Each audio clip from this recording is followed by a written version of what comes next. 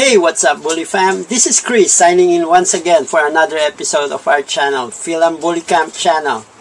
Today we're gonna talk about how to whelp puppies, and of course we're gonna tackle from the start, from the C-section down to going home with the puppies and the aftercare of the mom. Of course, she just got out from surgery. We're gonna talk about the safety of the puppies and how to survive them. Okay, please do stand by and let's go.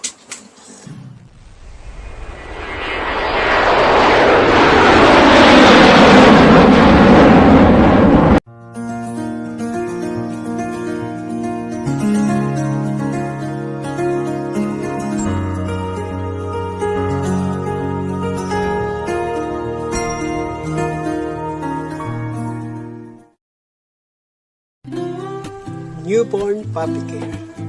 For the first 2 weeks of life, a puppy is considered a neonate, born with his eyes and ears closed. He enters the world blind, deaf, and neurologically underdeveloped. At this early stage, there is almost no difference in brain activity between the time he is sleeping and the time when he is awake.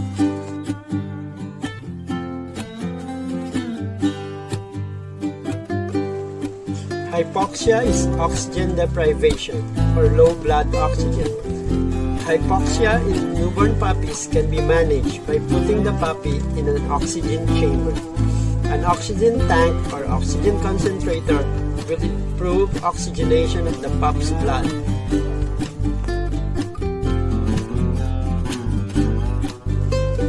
Hypothermia in puppies is low body temperature. Hypothermic pups have 4-fold increase in risk of death. Since a puppy cannot regulate his body temperature well until he is 3 weeks old, use a rectal thermometer and weather station to monitor the temperature and humidity. Avoid feeding until the puppy has an appropriate rectal temperature for 1 hour. If a puppy has a low body temperature, increase surface temperature and avoid use of a heat lamp due to risk of dehydration. A good guide to different temperatures for newborn puppies is the room temperature should be 75 degrees Fahrenheit. Surface temperature is equal to 90 degrees to 95 degrees Fahrenheit. Rectal temperature must be 94 degrees Fahrenheit to 96 degrees Fahrenheit for the first 24 hours. Hydration is the fluid balance in the body. Dehydration is the lack of adequate fluids, usually taken in as milk during nursing. Monitor hydration by looking at the urine color collected by stimulations on a dry white cotton ball or tissue. Hydration can be managed by increasing nursing, bottle feeding, tube feeding, or by injecting fluids subcutaneously. Electrolytes such as Breeder's Puppy Light are useful for puppies showing signs of dehydration or for puppies who are vomiting and are having diarrhea. These are to be given orally. Hypoglycemia is low blood glucose or sugar. Hypoglycemia in puppies is caused by lack of adequate nutrition and using too many calories for staying warm and moving around. Puppies with a glucose of less than 90 grams per DL have a 4-fold increased risk of death. To manage hypoglycemia, use a glucometer and a foot pad stick to diagnose the low glucose. Start or increase calorie intake by tube or bottle feeding. Glucose can be orally or by IV administration.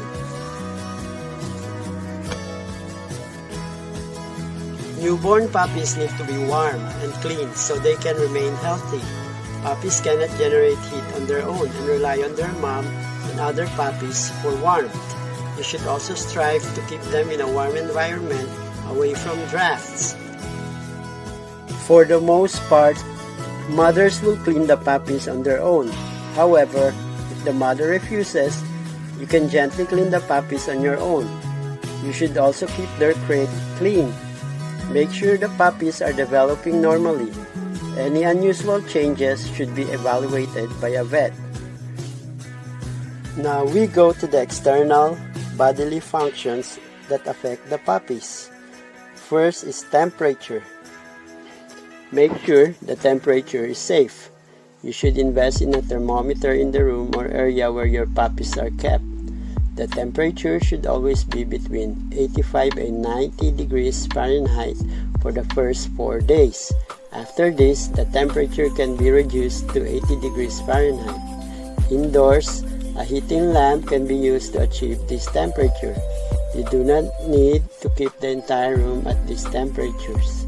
Or you can use an incubator so that it's easier to control the temperature.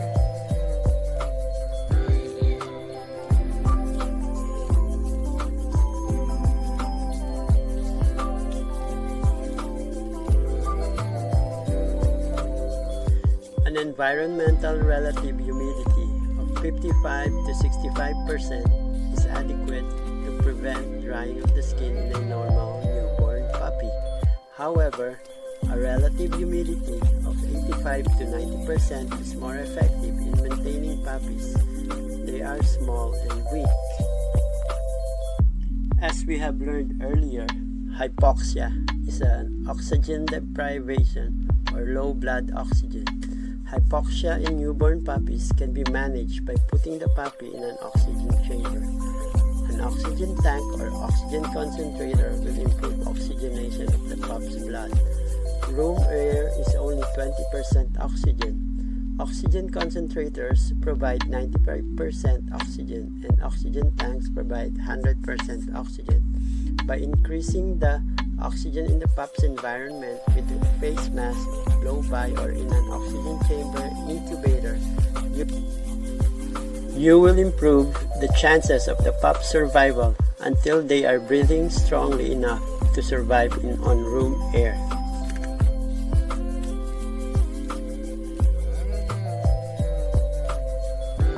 Newborn puppies need help to go to the bathroom.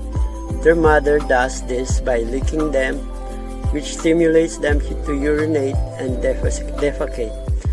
If the puppies are orphaned, you can help them by dipping a washcloth or cotton ball in warm water, then gently massaging their bottoms after feeding.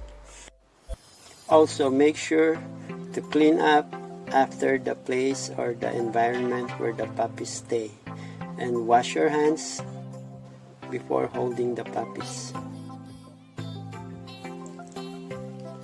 Newborn puppies should be fed every 2 hours during their first week of life.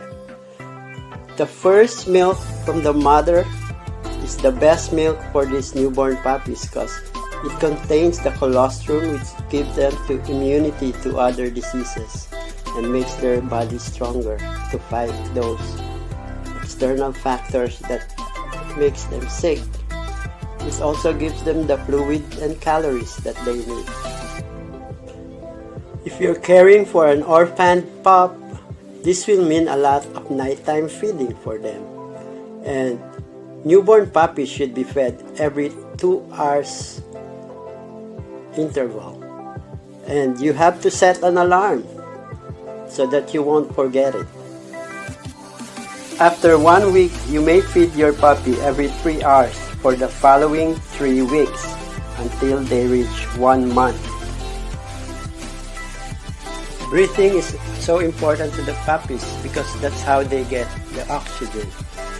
So what we need to do is clear the airway and nasal passages of mucus and fluid. To clear newborn puppy airways and nasal passages of mucus and fluid, first, squeeze the air out of the bulb of the syringe to create a vacuum. Next, gently insert the tip into the nostril. Third, slowly release the bulb to suction out any mucus. And lastly, remove the syringe and squeeze the bulb forcefully to expel the mucus. Hypoglycemia occurs in newborn puppies when they don't get the right amount of milk from their mom and the right nutrition they need. So we have to be observant and we have to give supplement like milk, formula, food, or sweetened condensed milk to add nutrition to their diet if they're not getting the right milk from their mom. At this time, the food or dog food of the mom should be shifted to a high-protein puppy food while she is nursing the puppies, because high-protein puppy food has more nutrition in it. The mom of the puppies must be served or should eat right after she feeds the puppies, so that she could replenish all the milk that she lost and start producing another milk for the puppies. And also, this is a good chance to make the mom go potty or go outside to urinate and poop. Puppies should gain 5 to 10% of their body weight daily when the mother's milk supply is inadequate to support this. Supplemental feeding 1 to 6 times per day is recommended and should be performed routinely on any litter with greater than 5 puppies. Now we go to some of the supplies and equipment list. First is weighing scale for the puppies. Second is rectal thermometer. Third is Vaseline, cotton balls, ice cream, oatmeal, gloves, room thermometer, whelping pads, towels, and brats.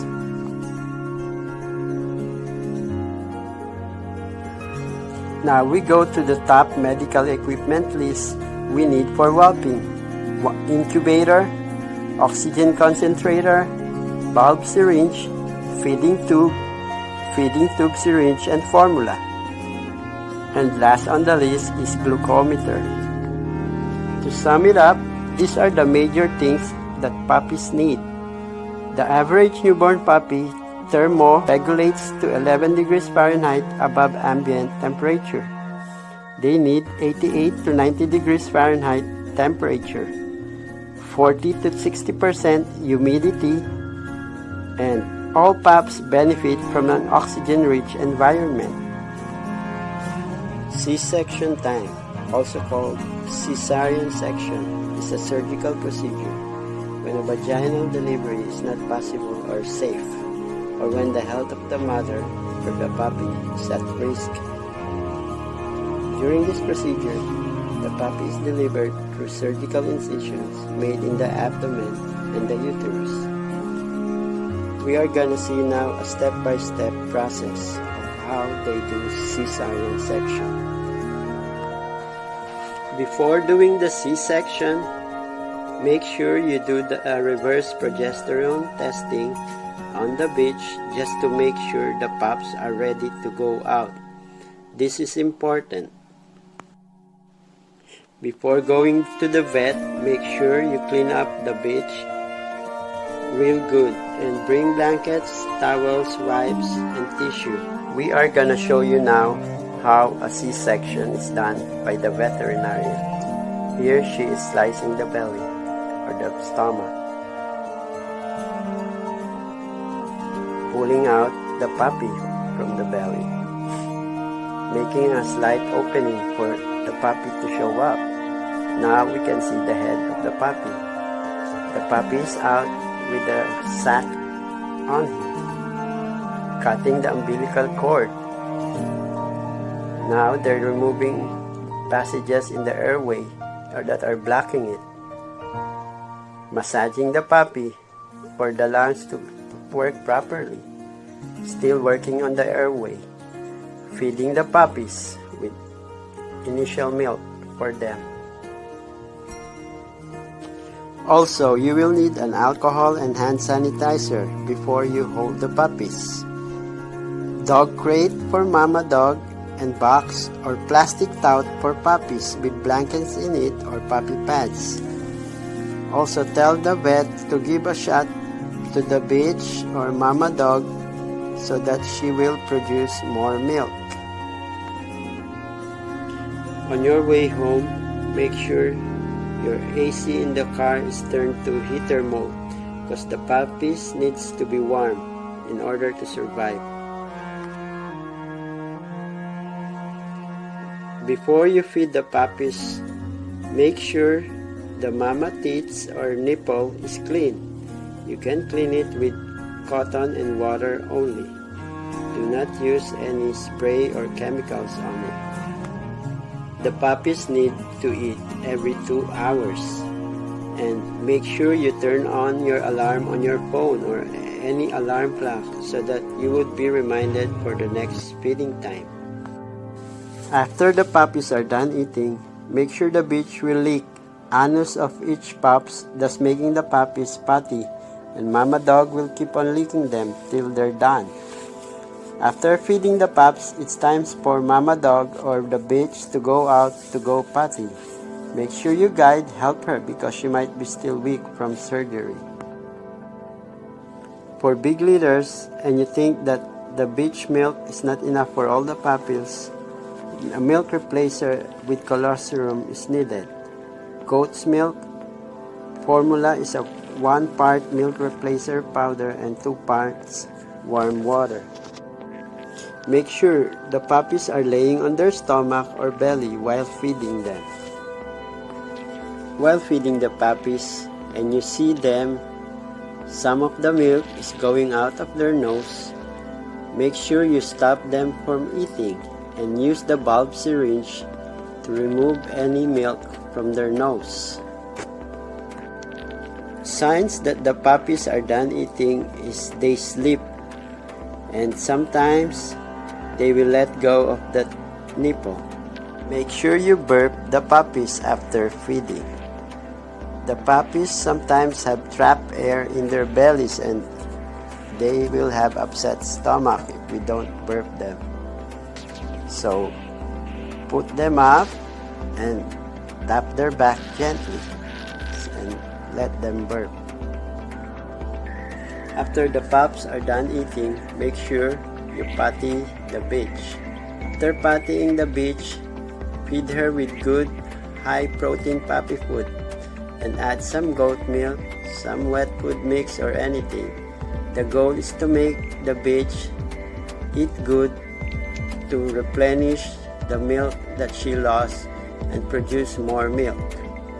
2 hours feeding interval is needed. Set alarm, especially at nights. On the 3rd week, we should start transitioning the puppies' food to mush food. Mush food is like a not too watery, not too dry dog food, so that the puppies can just lick it. We can make mush food by mixing water with dry dog food 2 to 3 hours before feeding time. Or you can use a blender to blend the dog food with water. Try to use your fingers or a plastic spoon to introduce it to the puppies so that they will just lick it. On the 3rd to 4th week, puppies must have their teeth grown so that they can chew on more solid food. Again, this is important for the puppies. The environment temperature should be set to 85 to 90 degrees Fahrenheit for the first 4 days. By 7th to 10th day, it should be 80 degrees Fahrenheit. And on the end of 4th week, it should be 72 degrees Fahrenheit. Puppies cry a lot too when it's too hot for them, so make sure you observe what the puppies are feeling. And guys, I'm back.